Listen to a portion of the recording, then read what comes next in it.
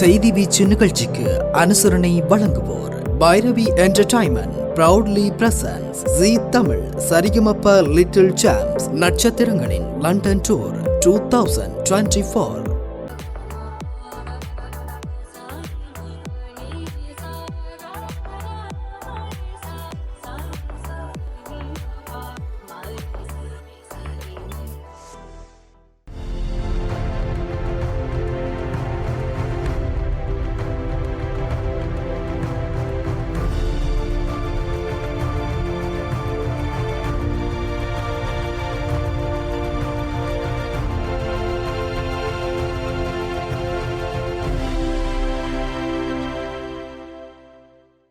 வணக்கம். இது ஐபிசி தமிழின் செய்தி வீச்சு. இன்றைய செய்தி வீச்சிலும் இலங்கை மற்றும் உலக நிலவரங்கள் காத்திருக்கின்றன. இலங்கை தீவில் அடுத்த வாரம் இதே ஞாயிறன்று தமிழ் சிங்கள புத்தாண்டு களைகட்டல்கள் மற்றும் விடுமுறை காலங்களின் கடைபிடிப்புகள் இருக்கும். தமிழ் சிங்கள புத்தாண்டு காலம் ஓய்ந்த பின்னரான நாட்களில் மெல்ல மெல்ல ஸ்ரீலங்காவின் அரசு தலைவர் தேர்தல் களத்தை நோக்கிய பரப்புரைகள் தீவிரமடையவும் கூடும். குறிப்பாக எதிர்வரும் மே தினத்தை மையப்படுத்தி அரசியல் கட்சிகள் நடத்தக்கூடிய பேரணிகள் மற்றும் ஒன்று கூடல் நிகழ்வுகளில் இதற்குரிய கட்டியங்கள் அதகலப்படுத்தப்படும் என்பதையும் எதிர்பார்த்துக் கொள்ளலாம். ஸ்ரீலங்காவின் முதன்மை தலையாரி பொறுப்புக்குரியவரை தெரிவு செய்யும் அரசு தலைவர் தேர்தல் களத்துக்கு முன்னர் நாடாளுமன்ற தேர்தல் களத்தை நடத்தும் வகையில் ராஜபக்சேக்கள் வழங்கிய அழுத்தத்தின் முனை இப்போது மழுங்கிவிட்டதாக தெரிகிறது.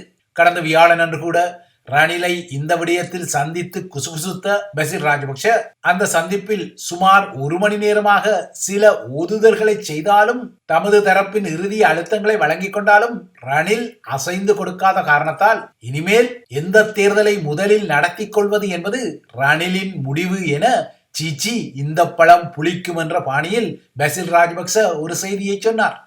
நாளை மறுதினம் 9ஆம் தேதி பொதுஜன பிரமுனவின் செயற்குழு மீண்டும் கூடி பேசவுள்ள நிலையில் ரணிலுடன் பசிலின் குசுகுசுப்பு இடம்பெற்றது.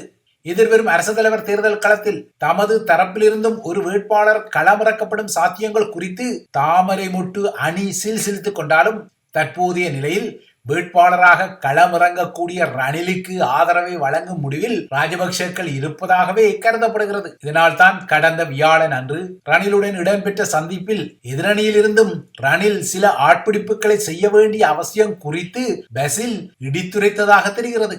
எதிர்வரும் தேர்தல் களத்தில் வேட்பாளராக களமிறங்க ரணிலுக்கு ஆசை இருந்தால் இந்த நகர்வு அவசியம் என திருப்பதிக்கே அல்வா பாணியில் ஆட்பிடிப்பு மற்றும் கட்சிகளை உடைத்து அவற்றிலிருந்து சுளைகளை உருவிக்கொள்வது குறித்து ரணிலுக்கே பசில் அறிவுரை சொல்வது காலக்கொடுமை சரவண பாணியிலானது.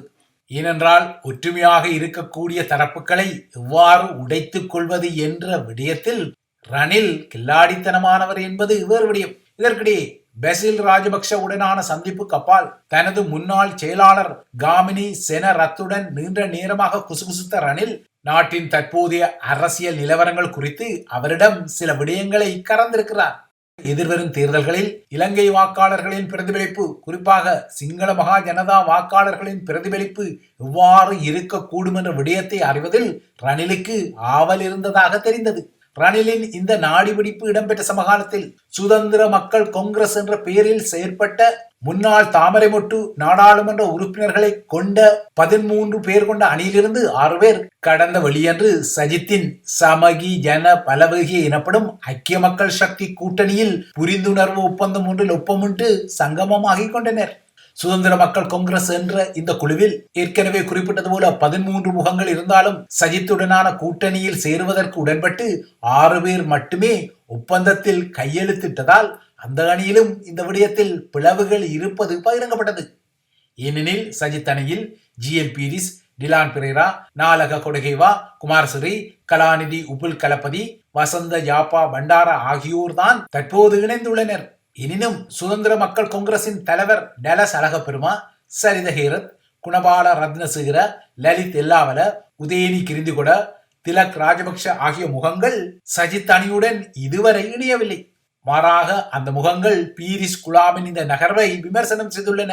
சுதந்திர மக்கள் காங்கிரஸ் என்ற அடையாளத்தை திருடிக் கொண்டு பீரிஸ் அணி சஜித்திடம் ஓடிவிட்டதாக சுதந்திர மக்கள் காங்கிரசின் பொதுச் செயலாளர் சரித ஹேரத்தின் கருத்து வந்திருக்கிறது. ஆனால் சஜித்தின் ஐக்கிய மக்கள் சக்தியில் சங்கமித்த குழுவோ தமது நகர்வை நியாயப்படுத்தி ஒரு அறிக்கையிடலை செய்தது. நாட்டின் பொருளாதாரம் சீர்குலைக்கப்பட்டு ஜனநாயகமே அச்சுறுத்தலுக்கு உள்ளாகியுள்ள இந்த நேரத்தில் நாட்டை காப்பாற்றக்கூடிய ஒரே ஒரு ஆபத் பாந்தவன் சஜித் பிரேமதாசாவை என அவர்கள் லாவணி பாடிக்கொண்டார்கள். அத்துடன் நாட்டின் பொருளாதார நெருக்கடியை சமாளித்து ஒரு அதிசயத்தை நகர்த்துவதாக ரணில் மேற்பார்த்த அரசாங்கம் தம்பட்டம் அடித்துக் கொண்டாலும் ஊழியர் சேமலாப நிதியை ஆட்டையை போட்டுத்தான் இவ்வாறான தில்லாலங்கடிகளை அரசாங்கம் செய்வதாக பீரிஸ் குற்றஞ்சாட்டிக் கொண்டார். அத்துடன் சஜித் அணியில் இணைந்த முகங்களில் ஒரு முகமாக இருக்கக்கூடிய டிலான் பெரேராவோ இன்னும் ஒருபடி மேலே போய் கடந்த அரசு தலைவர் தேர்தலில் 5.5 மில்லியன் வாக்குகளை பெற்ற சஜித் பிரேமதாசாவுடன் இணைவது புத்திசாலித்தனமா, இல்லையென்றால் கடந்த பொது தேர்தலில் ஒரே ஒரு ஆசனத்தை அதுவும் தேசிய பட்டியல் ஊடாக பெற்ற ரணில் அணியுடன் இணைந்து கொள்வது சமயோசிதமா என ஊடகர்களிடமே ஒரு வினாவை தொடுத்தும் இருந்தார். ஆனால் இவ்வாறாக புதிய முகங்கள் தமது அணிக்குள் இணைந்து கொள்வது சஜித் அணியின் ஒரு பிரிவில் உள்ள முகங்களில் கலவர ரேகைகளை படர வைக்கிறது. அங்கும் அதிருப்தி தலையெடுக்கின்றது. முன்னர் ராஜபக்சக்களுடன் இணைந்து தர்பார் செய்த பீரிஸ் போன்ற முகங்கள் இறுதி நேரத்தில் தமது அணிக்கு வந்து அங்கு முக்கியமான இடங்களை எடுக்க முயற்சிப்பது ஐக்கிய மக்கள் சக்தியில் ஏற்கனவே இருந்த முகங்களுக்கு பதற்றங்களை ஏற்படுத்திக் கொள்கின்றது. இதனால் தான் புதிதாக இணைந்து கொள்பவர்களுக்கு தமது அணியில் முக்கியத்துவம் கொடுக்கப்படுவதாகவும் இவ்வளவு நாளும் நெருக்கடி காலத்தில் இந்த அணியில் இருந்த தாம் புறக்கணிக்கப்படுவதான ஒரு மெனத்தாங்கள் அந்த முகங்களிடம் உள்ளது. இவ்வாறான ஒரு மெனத்தாங்கள் மனோ கணேசன் போன்றவர்களிடம் இருப்பதாக தெரிகின்றது. ஆயினும் அவர்கள் இந்த விடயத்தை பூசி மெழுக தலைப்படுகின்றார்கள். எதுவாரோ இலங்கையில் தேர்தல்கள் அறிவிக்கப்பட முன்னரே அதனை மையப்படுத்திய அதகலங்கள் அதிர்வுகளை ஏற்படுத்துவதை சமகால நாட்களில் தெளிவாகவே காண முடிகின்றது.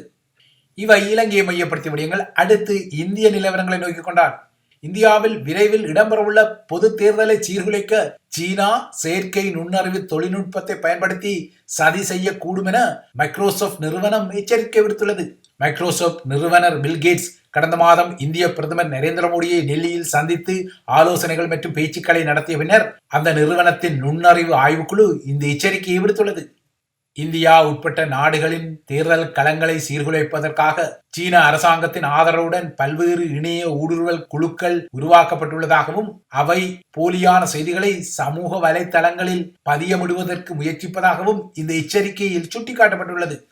இறுதியாக மத்திய கிழக்கு நிலவரங்களை நோக்கிக் கொண்டால் இஸ்ரேலின் தொடர்ச்சியான முற்றுகைக்கும் தாக்குதல்களுக்கும் மிக மோசமாக இலக்காக்கப்படும் காசா பிராந்தியத்துக்கு மனிதாபிமான உதவிகளை வழங்கும் மேற்குலகின் திட்டங்களை இஸ்ரேல் விரும்பிக் கொள்ளவில்லை என்பது ஒரு கசப்பான யதார்த்தமாக இருந்தாலும் இந்த விடயத்தில் இஸ்ரேலின் விருப்பத்தை புறந்தள்ளி அதனை நடைமுறைப்படுத்தும் நகர்வுகள் தற்போது இடம்பெறுவது தெரிகின்றது.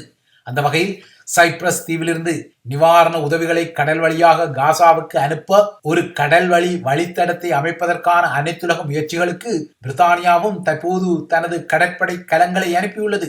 காசாவின் நிலைமை மிகவும் மோசமாக இருப்பதால் அமெரிக்கா, சைப்ரஸ் மற்றும் ஏனைய பங்காளி நாடுகளின் உதவியுடன் இணைந்து காசா கடற்கரையில் ஒரு புதிய தற்காலிக துறைமுகத்தை அமைக்க பிரித்தானியாவும் உதவி வழங்கும் என பிரித்தானியாவின் வெளியுறவு அமைச்சர் டேவிட் கெமரன் நேற்று அறிவித்தார். இவ்வாறான நிலையில் இந்த வார இறுதியிலும் இஸ்ரேலில் அரச எதிர்ப்பு ஆர்ப்பாட்டங்கள் தீவிரம் பெற்றுள்ளன.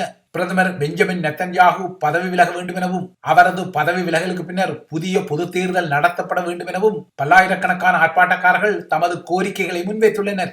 நேற்று தலைநகர் டெல் அவீவ், சிசேரியா மற்றும் ஹைபா ஆகிய நகர வீதிகளில் பல்லாயிரக்கணக்கான மக்கள் ஒன்று கூடி பெஞ்சமின் நெத்தன்யாகுவுக்கு எதிரான போராட்டங்களை மீண்டும் ஒரு முறை தீவிரமாக நடத்தியுள்ளனர். இவைதான் ஐபிசி தமிழின் செய்தி வீச்சு. தொடர்ந்தும் ஐபிசி தமிழுடன் இணைந்திருங்கள்.